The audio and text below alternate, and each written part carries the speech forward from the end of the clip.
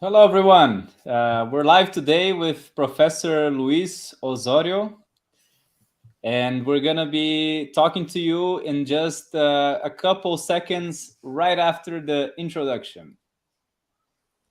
Ladies and gentlemen, may I have your attention, please? This is a global transmission. Hayek will be live in 10, 9, 8, 7, 6, 5, 4, 3, 2, 1. Enjoy the show. And we're back. Yes. Thank you, Edson. So, Professor Luis, tell us a little bit about you and your professional experience. Well, thank you, Edson. First of all, thank all the Hayek College community and everyone which is here with us today. I'm very honored, as we always start, to be part of this community. I'm very happy to be still being part of this community. So thank you so much for the invitation. Well, a little bit about me. I do have 27. Actually, today we're celebrating 29 years of my first graduation, which was in business management at that time, a long time ago, 29 years ago, and then after that graduation, I did a master's degree in 2004 in finance. And recently here in Mexico, I do have 22 years living in Mexico, working in Mexico, and have a life right here in Mexico. So I did my PhD degree. I began in 2015 and I finished in 2019. So let's say that I spent a lot of time mixing work with not academic, but, with the best practice knowledge every time. I was always very curious about mixing, the practice with the knowledge, with the new, let's say, tendencies, and also, let's say, the best practices, trying to be always social responsible, beginning with my own and with my family, and then trying to expand that to the community, to the companies, organizations, whatever, which is the space. So that's one of the things that I know that we're going to talk a little bit today that link me a lot with you and your project and Hayek. So that part of sense of the community. So I spent 20 of those 29 years after graduation. I began working in the oil and gas industry in the 90s, in 1994, 1995. I spent 22 years working with Petrobras. In the time that Petrobras was with a very important driver to be international. So Petrobras did open more than, I will say, 45 offices all around the world, with a huge international expansion that, in my personal opinion, was great for everyone, for the countries in which they expand, and for Petrobras in terms of cultural knowledge, mostly in Latin America, but also in the United States and Africa and all the parts of the world. So that was great. And I did live this, let's say, this mixture between working in a let's say in a company that belongs to the government, but that has a lot of exposure in the share market. So it's very regulated, but at the same time it's very open to knowledge and to techniques, and mixing that, but being able to open new ventures in the countries, right? Like in Bolivia, Peru, Mexico, for example. I mean, open from zero, from scratch. So it was great. Of course, having all the time, the Petrobras, staff and background of lawyers, project managers, finance, and organization experts and everything, but we did it ourselves, and that was great. So mainly, I was involved like a little bit in everything that you can relate it with an operation. Um, Petrobras and their partners have this sense of the operation in a multidisciplinary way, in which you cannot divide it, the operation from finance, from technology, from let's say from the supply chain, or that division or that subdivision that we used to have, 20 or 30 years ago.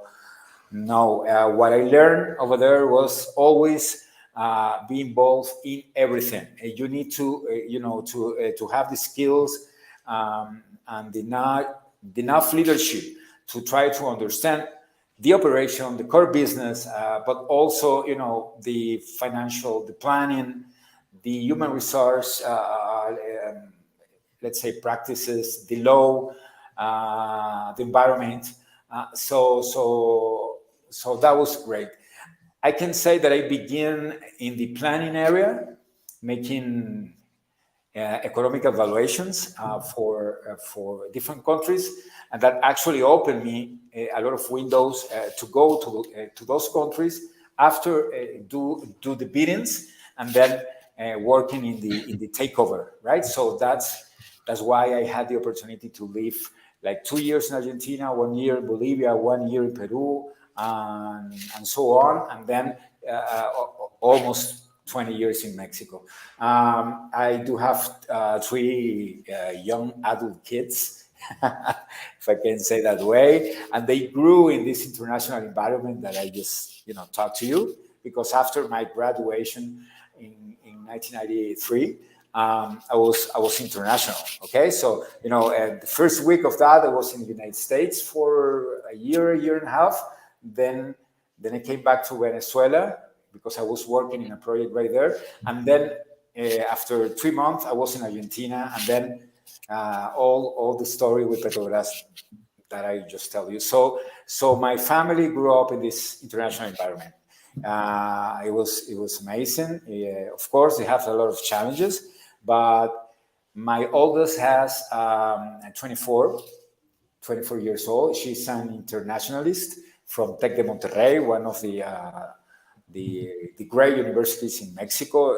Actually, in Latin America, is very recognized, Tec de Monterrey, and she speaks, English and Portuguese, because she was living also in Rio with me when I was in Petrobras in Brazil. I was like 4 years, so she speaks good Portuguese, and she's working with Edelman, which is a recognized agency of public affairs. So that's quite important to in this example, because people who live internationally, it's like you go to work internationally probably for a long time. That's very nice.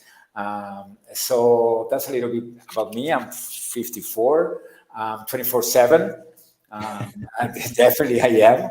I know I was talking to the staff of some friends that told me that the 24/7 needs to be controlled, and I try a lot, really. But it's John Cotter says that as long as you go off over 45 or 50, you need to be very active. Very active in professionally, because that's a great moment to help the new generations. It's a great moment, mixing your experience with your sense, right? That thing that you cannot explain, but you can take a decision like right away because you live it. So that's what I'm doing right now. Right now, I am in a beautiful city here in Mexico. It's called Morelia. Morelia is a small city compared with Mexico City. Mexico City has 25 million, the population, and the population in right here in Morelia is 500,000. So this is a great city. This is a city always related more with culture, and festival, movie festival events, and that kind of stuff. But recently, let's say 25 years from now, is a new capital of construction, of a lot of projects, a lot of, let's say, manufacturing companies working here, because there is a lot of extension and a lot of opportunities, because Morelia is in the middle of a connection between Mexico and Guadalajara, so it's in that channel of let's Mhm. say, of industry. So that's what I'm doing right now. I'm working in a great company. Our mission is to build, um, um, uh, not only infrastructure, but real estate, and all other kind of things. We definitely lead with values. This is a company with a lot of young people. Actually, I let's say that um, like the average was like 32 years old, and then when I came in, the average was a little bit higher because of me, my fault. So this is great to work with this generation of young people, young engineers. That's great. Thank you for sharing your story, Luis. You have the unique profile of a professional that has reached the highest ranks of the executive in the company, and we're talking about here Petrobras, right, which is one of the biggest oil and gas companies in the world, right? Definitely. um, I don't know, maybe top there, and as you were teaching us in your class, project management is about dealing with complexity, That's right. right? About how organizing complexity. You probably say that better than I can. And few things are as complex as an oil and gas company, right? Which has so many variables and Yeah. so many things going on at the same time between the engineers and know even on the political sphere, there's Yeah, things that's going on right. there. So, That's totally right. so and we were really fortunate to have someone with your experience, professional Thank you. experience, and you're still working now in the in the construction industry and everything, and also a doctor in the academia, which is also a good mix of exactly what we need as a professor. Thank you. Thank So you, we're Edson. very fortunate to have someone like you I am, I am, teaching I am the way. honored to work with you guys. So thank you so much. And so, Luis, why did you come teach at Hayek? What did you find different? Or what is it that Hayek is doing different than other universities? Well, this is a great question. When you are the chief present the project for the first time, I was amazed because, as I told you, like the past year, I was always dreaming about, let's say, an space, an institution that really concerns about international, care, international education. Because when we're talking about international, there is a lot of variables, as you mentioned. There's a lot of complexity in the international world. Some let's say some people related, or when they hear international, they go more for the variables that you can relate it with other countries, with other languages, with other, you know, other with different things. But really, the international war, as you mentioned in your introduction, in your great introduction, it is like the global language. I mean, it's the real language stuck. I mean, it's not up to us. I mean, it's up to individuals, up to the Homo sapiens, if we can say that way, right? So we globally manufacture. We globally manufacture. I mean, globalization process. It is from the beginning of our history, if we can say that way, and it is very interesting why most the academic world and most, let's say, the business war began in the 19th century and the 20th century begin to be local again when the war begins like the global. So, like going to the global again, which is a tendency in the war, it is not easy. It is something that is not like 100% understandable unless you live it, right? Unless you live it right. Not only spend 1 year in one country, 6 months in another. I mean, that is not, and not only to migrate. Is to live in a global community. So Hayek really impressed me because that dream of the global community in which I think that I belong, right? Not because of my accent or because of my profile. I think that I belong to something globally. That's my opinion. So I found this university in which that is the core business, right? So we're going to work with international, professionals. Let's say professor, teachers, staff, and students from everywhere, and we go to get connected as as we get connected long time ago when globalization begins. And in terms of the academy, I will say with no doubt that there's no, that we are, as Hayek, something very unique and different in the world. Because if you go to other country, I did it. Of course, you're going to know people from different countries, different cultures, and that's great.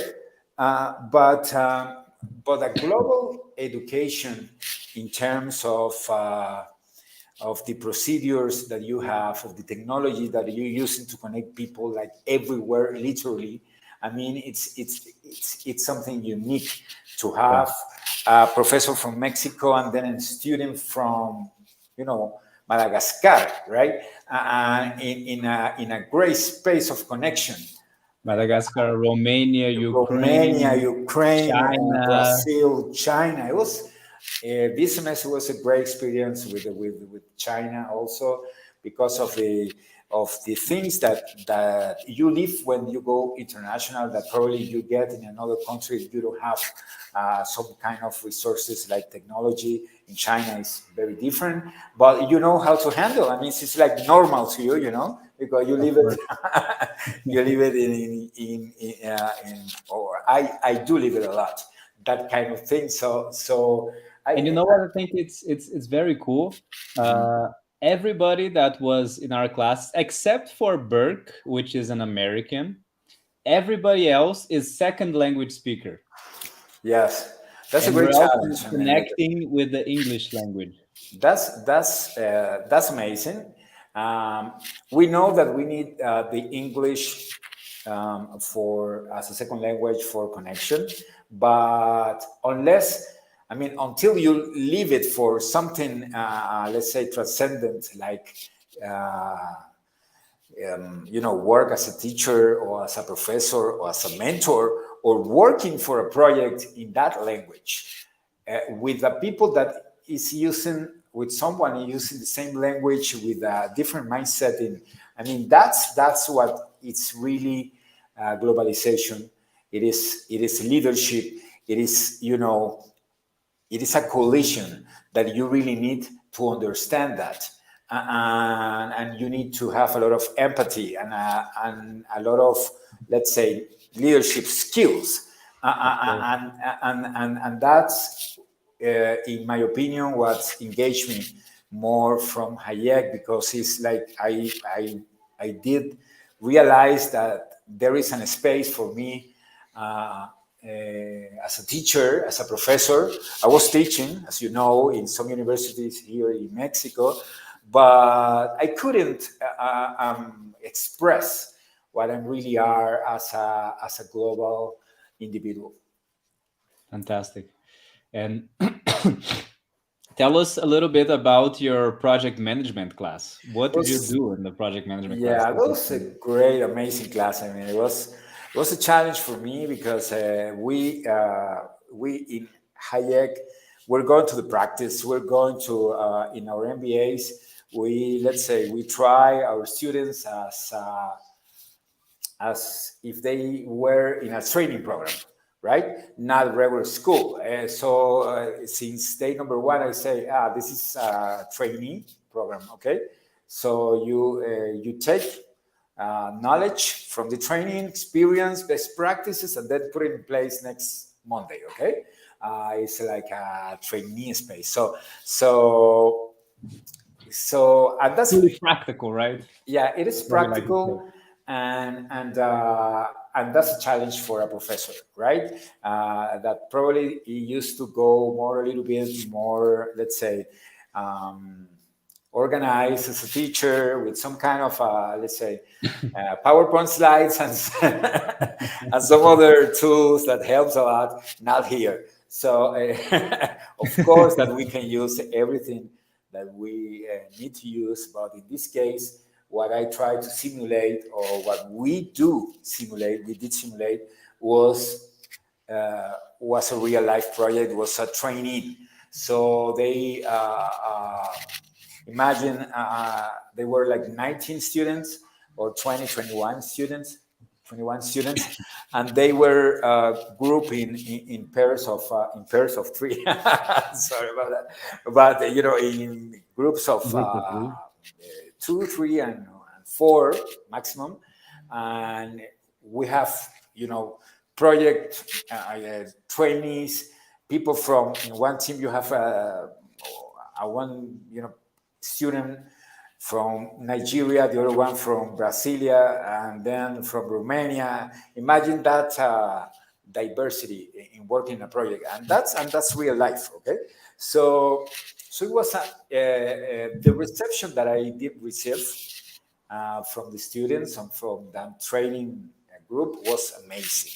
I mean, I really felt very welcome, always with this sense, as you mentioned. Yes, we're all in this together. Okay, we are having a class in which English is a second language. So let's let's give it a little bit of ourselves right here. Okay, because we need to, we are from everywhere. We are everywhere. The professor is, it's very far from where I am. So let's help. And that's what I felt since day number one. I can share that. And after that, what we did was they pick a project. In 95% of the cases, they were real projects. And they are at this point implementing those projects probably in 85%. So they pick a real project, and what we did was go through the methodologies, the hybrid methodology. I mean, we spent trying to understand in the PMI, the Project Management Institute methodology, going by waterfall or by gates. But at the same time, we will be applying Agile methodology, which is incredible for this time. So we did it both. And we were like revising every week the advances, simulating boards. I can remember that you did participate in two or three. So we simulated boards and we simulated focus groups, and we did simulated something which is very important in project management in the project management methodology, which is a peer review, right? A Mhm. peer review, because when you're presenting a project and you are, let's say, going for resources, and there is another team with who needs the same resources that you are applying for in the same company. You know, 20 or 30 years ago, there was this little war or this little conflict, between that, but not anymore. I mean, since like 10 years from now, with the portfolio management in mind, you need to help You need to, let's say, to help and to provide, let's say, technical experience and practice to the other teams. So we did simulate that in the class. People with very different approaches. Some of the project in in manufacturing, technology, tourism. I mean, it was a great window of different industries. But we did apply this peer review, and it was amazing. I really was amazed by the students, and I think that they were amazed too. I mean, we really enjoy this let's say this period. So it was unique in the sense that we got away from this classroom model of PowerPoints, lectures, final exam, and we got No. into a very dynamic and practical activity where you even Yes. simulated projects and boards. And I thought it was pretty amazing how you conducted the class and got the students thinking about the agile methodologies, the PMI, and were able to contrast each other too. Um, is there any single project that you standed out, one or more that the students did that you thought were amazing?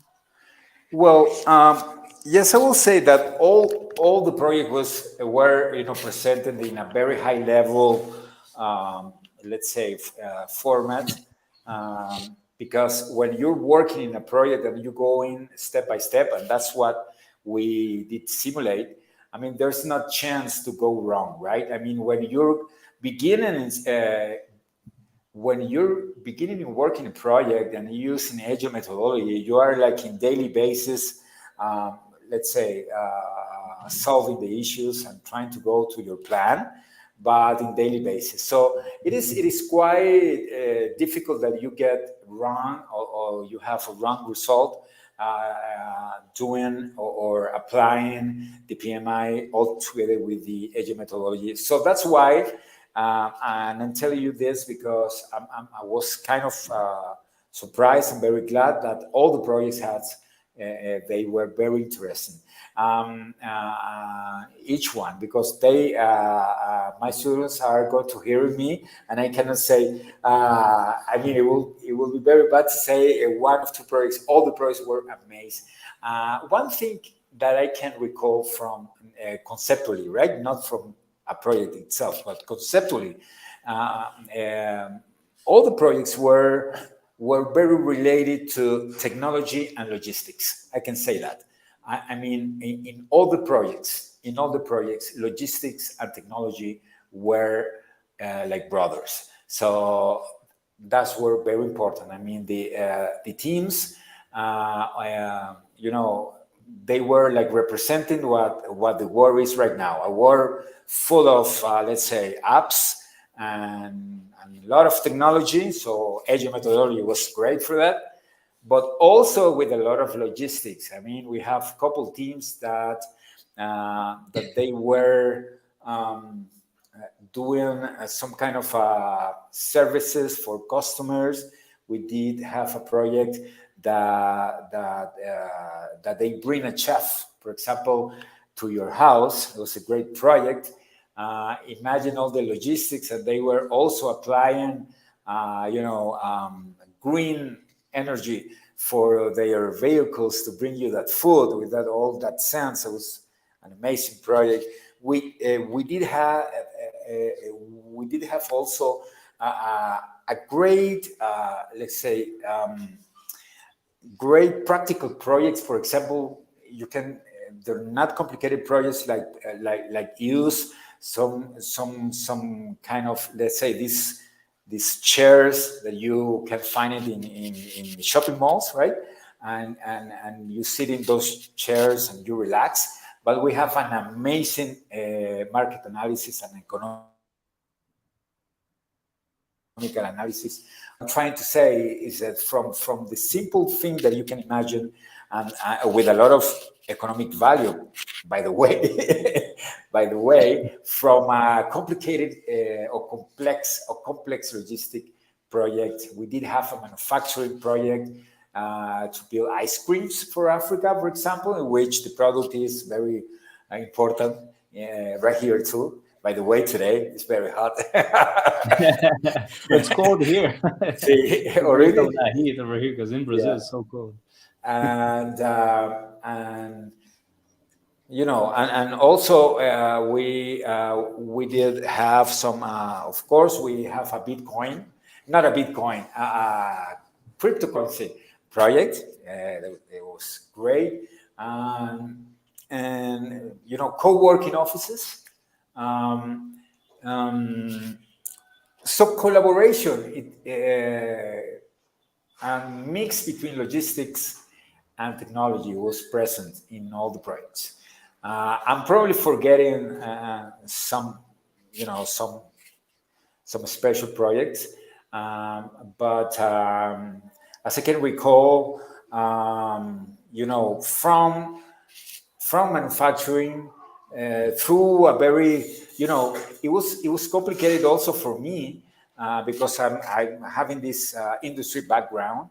When you have assets and you have tangible assets, it's like there is a lot of, or there is a methodology to evaluate those assets. But when Hmm. the access is not, let's say, tangible, like for example, to evaluate a company who provide high-level tourism, right? Vacation packages for special places. One team did that, so it was like a challenge for me how they will evaluating that. I mean, how can I, let's say, project the cash flow for something tangible, right? So it was also a learning experience for me. I had to review, to have some readings. I did also, in, and I know that you know that in the middle of the semester of the quarter, I was taking some online courses in Columbia University, for example, regarding project management in the new era, because I need some a little bit help from my Refresher. friends. Of Yeah, course. refresh because We're forever yeah. learners, right? Yes, because I was so oriented to go into the methodology as an industry, right? Like accent, like something that was I was in my comfort zone. So the teams broke my comfort zone and began to work. We had an amazing project, for example, for there was a great experience in that a project for wedding planners, for example, and they provide like everything that you need for your wedding, for your wedding, um, in using technology, using apps, and also having a lot of stay holding relationships because that's very important. So imagine for that kind of, let's say, industry, provide a project in which every wedding is something very different from another. I mean, how can you provide a list of a catalog of services to provide a pricing, right? I mean, it was very, very interesting for me and also for them, but we did it in all the projects. We did evaluate the companies, we did evaluate the technology, we did evaluate the let's say the change of value, the supply chain order to go forward, and all the projects went to FED 4. FED 4 means that the project is ready to go to execution or to Hmm. operations. Hmm. Very, very good. I mean, I thought it was a very rich experience that you brought to our students, and I'm very glad that we had the opportunity to have you teaching our students, and as a professor. Tell us Thank you. what would you why should new students enroll at Hayek? What is your pitch to tell new students to come to our class? Yes. Well, innovation in education is something that I won't miss it. I mean, as a student, if I had this opportunity like 20 years ago when I was, doing MBAs or bachelor degrees, I would definitely went to this way. I didn't have this opportunity because, well, because of a lot of reasons.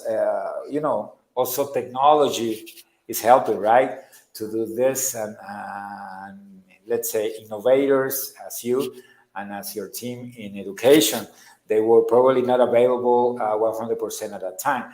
So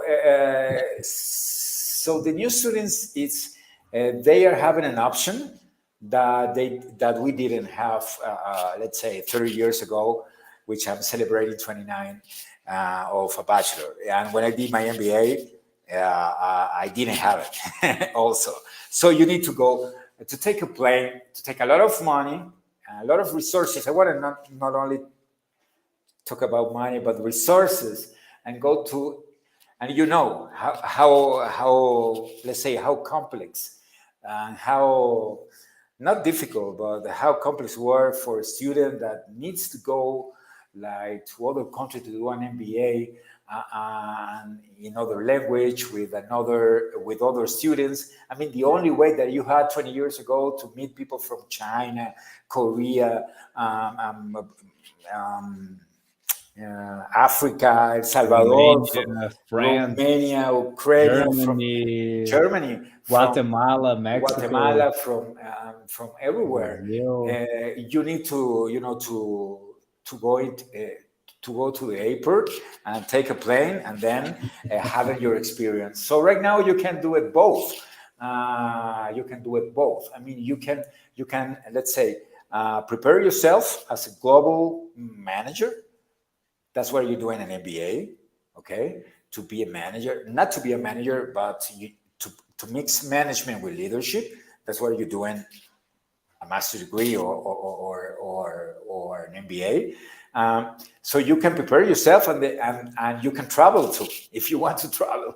But it's not like, necessarily to travel to have this experience. You can do it without having a huge amount of investment in time or in other things, Money. or quit jobs, right?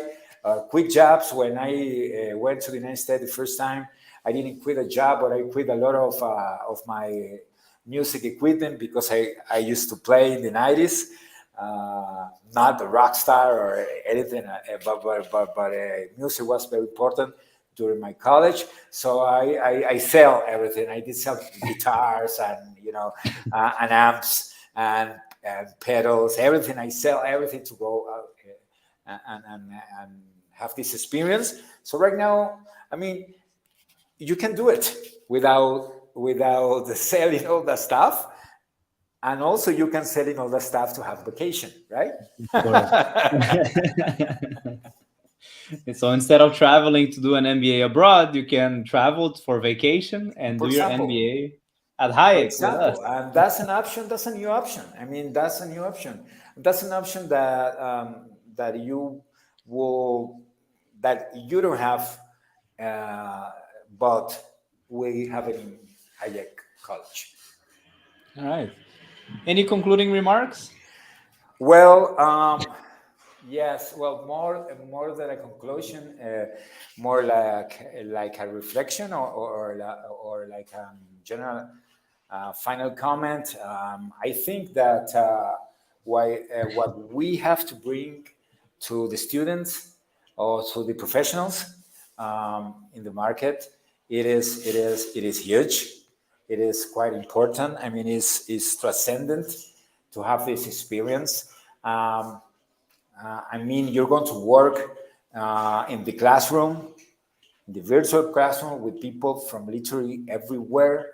And this is a unique thing that I did have the opportunity working in an international company, not international anymore, I know, but at some point they were very international. So that opened me that window. So the reflection is that we do have, uh, because of innovation and innovators like you, we do have, like you and your team and your staff, we do have this opportunity to share our lives, to share our knowledge, and sharing life and knowledge, you're sharing culture. And sharing culture is very necessary. I mean, if we do have really the willingness to share in culture, since like 30 years from now, we definitely will be in a better place or in a better world than we are right now. Okay, that's not a sad news because we do have a lot of challenges to go: environmental, cultural, workforce, and there is a lot of challenges. But I think that we and this generation and my generation too, and the other generations, we do have the, let's say, the responsibility to share our knowledge and culture for a good purpose, and I think that is the one of the most important things of Hayek mission, being this vehicle or this tool to bring that opportunity. That's very inspiring. Thank you very much for your remarks. No. Thank you, Edson. Thank you, everybody, for watching us, and have a good day. Bye. You have a good day, everyone.